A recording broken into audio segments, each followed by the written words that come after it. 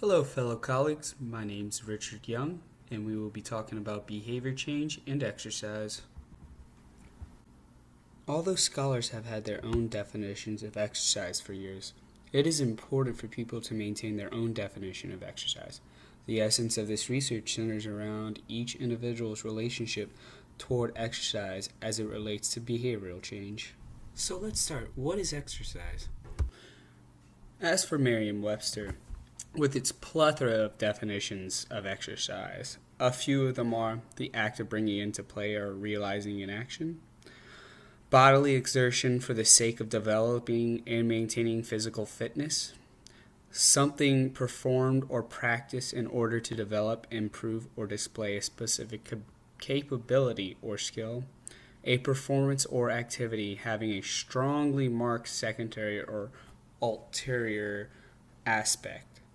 So I wouldn't bet all my money that this is the true definitions of exercise, but it gives us a better general idea of where to start looking. I would like to talk about my definition of exercise. But before I do, I want to explain my motto. My motto is movement is life. So in everyday life, what gets us around movement? Because without movement, we are nothing. So now for my definition. Accomplishing and coordinating a task for a specified amount of time, deviating from normal everyday activity. Now, this is my definition of exercise. Yeah, I know, this guy's crazy, he's an idiot. It's okay, we can just go ahead and toss this one out. So this brings me to my next point. Exercise has been the subject of debate in many recent years. So anyone you ask, each person you may ask, may have a different definition for exercise. But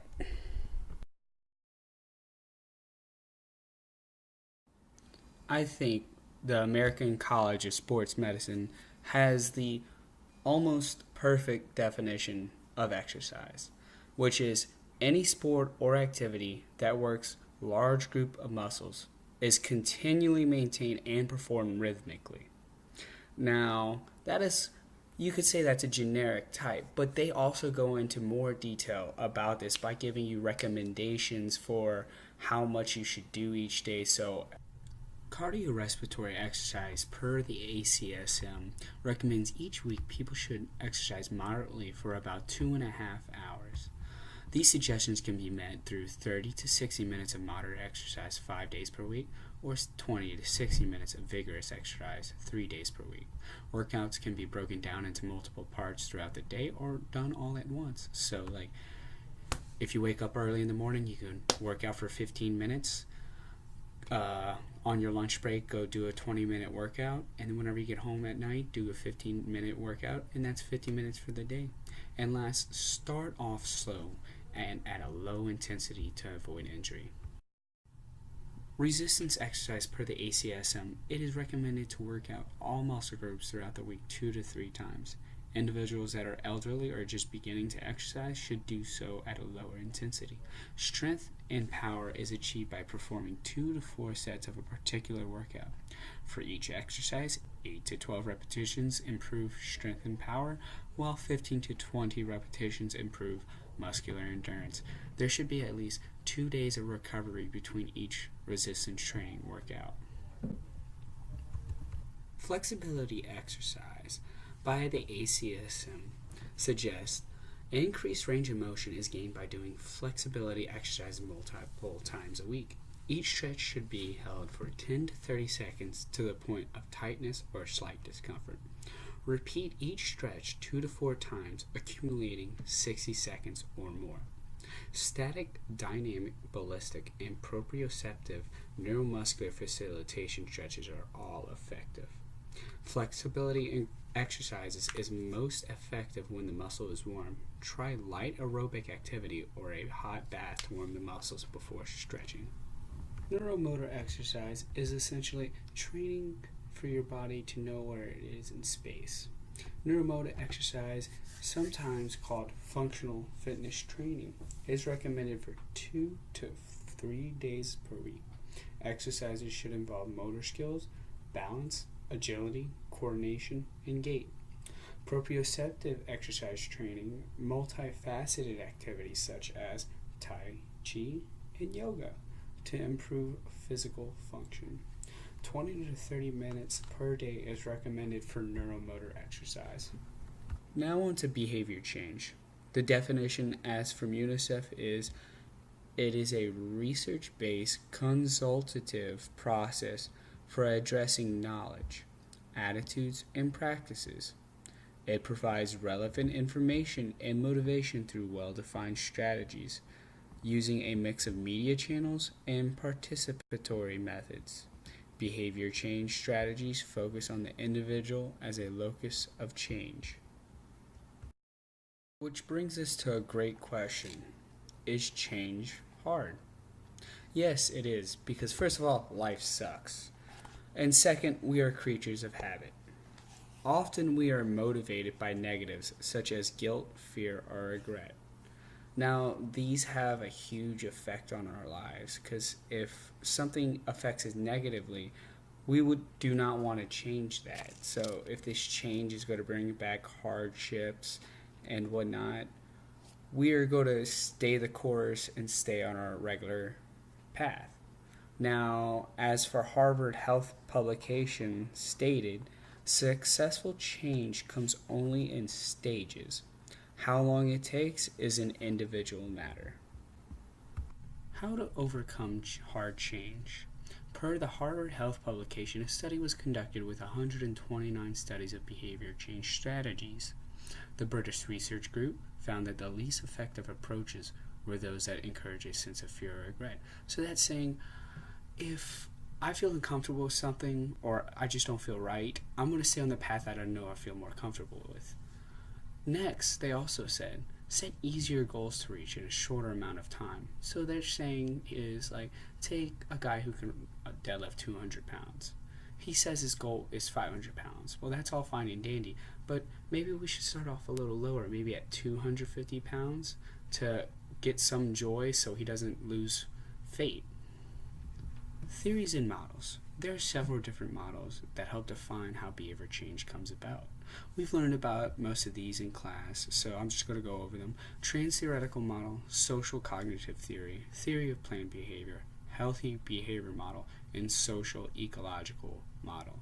Now, my two favorite are the trans-theoretical model and theory of planned behavior.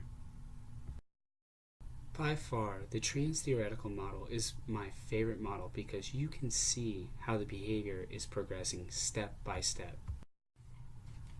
There are 6 stages in the trans-theoretical model. The first stage is pre-contemplation, during which people are sedentary and are not even considering an activity program. These people do not see activity as relevant in their lives. Some ways we can try to convince them is to provide information about the risk of being inactive and the benefits of being active. The second stage is contemplation. People in the contemplation stage are still sedentary. However, they are starting to consider the importance of activity and have begun to identify the implications of being inactive. Some ways to try to get them to get to the next stage is to get them involved in some type of activity. Some ways we can do that is provide opportunities to ask a lot of questions and express apprehensions, provide information about exercise in general, and provide information about different types of activity options. The third stage is preparation and is marked by some physical activity. As individuals are mentally and physically preparing to adopt an activity program, activity during the preparation stage may be sporadic walk or even a periodic visit to the gym, but it is inconsistent. So one way we could get them to the next stage is get them to do regular physical activity. So we can do this by providing the opportunity to be active, provide a lot of support, feedback, and reinforcement. The fourth stage is action. During this stage, people engage in regular physical activity but have been doing so for less than 6 months. So we're on the right track now. They're maintaining regular physical activity. The ways to encourage them is provide continued support and feedback, identify things in events that are potential barriers to adherence, and identify high-risk individuals and situations. The fifth stage is maintenance, which is marked by a regular physical activity participation. We want to try to prevent relapse and maintain continued activity. Some ways we can go about this is maintain social support from family and friends and from within the exercise environment. Provide continued education about barrier identification and keep the exercise environment enjoyable and switch it up to fight boredom. The sixth and final stage is termination. In this stage, there is no temptation or relapse to go back to old behavior. There is 100% self-efficacy, which means you believe in yourself. My final thoughts about the trans-theoretical model. Think of it as a circle and or as a cycle that you would go through as pre-contemplation as the interest of going into that circle. At any point, you can get out of that circle by reverting back to old behavior. But one can make a full cycle through that circle and come out on the other side, which is a termination, where you will not go back to old behavior. Strengths of the trans-theoretical model. It can be used by all levels of athletes, beginner to expert. A huge benefit for the trans-theoretical model is its application to intervene by targeting one or more behaviors. One major strength of the trans-theoretical model is its potential to tailor its constructs to appropriately fit an individual's readiness to begin a behavior.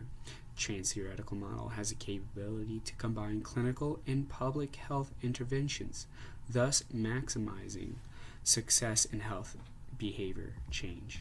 A study was conducted using the trans-theoretical model, comparing over 120 separate studies that were analyzed between 1984 and 2003 that examined the consistency of the trans-theoretical model within and across 48 different health behaviors. These studies concluded that the trans-theoretical model does work well with health and wellness programs, thus creating a correlation with health and wellness programs and exercise. The theory of planned behavior has been used successfully to predict and explain a wide range of health behaviors and intentions, including smoking and drinking. The planned behavior states that behavioral achievements depends on both motivation and ability. It distinguishes between three types of belief: behavioral, normative, and control. Attitudes. This refers to the degree which a person has a favorable or unfavorable evaluation of the behavior of interest. It entails a consideration of the outcomes of performing the behavior, which correlates with subjective norms. This refers to the belief about whether most people approve or disapprove of the behavior. It relates to a person's belief about whether peers and people of importance to the person think he or she should engage in the behavior. Social norms.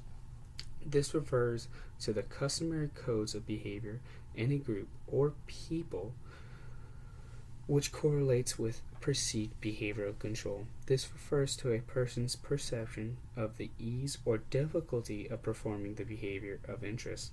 Perceived behavioral control varies across situations and actions, which result in a person having varying perceptions of behavioral control depending on the situation. All three, attitude, subjective norm, and perceived behavioral control, correlates into behavioral intention. This refers to the motivational factors that influence a given behavior, where the stronger the intention to perform the behavior, the more likely the behavior will perform. There are limitations to the theory of planned behavior. It assumes that the person has acquired the resources necessary to be successful in performing the desired behavior.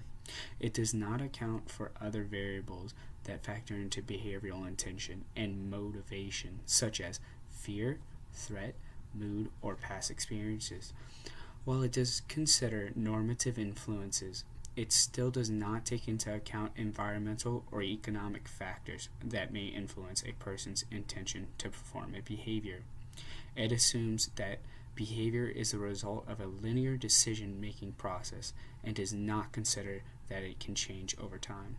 While the added construct of perceived behavioral control was an important addition to the theory, it doesn't stipulate anything about actual control over behavior.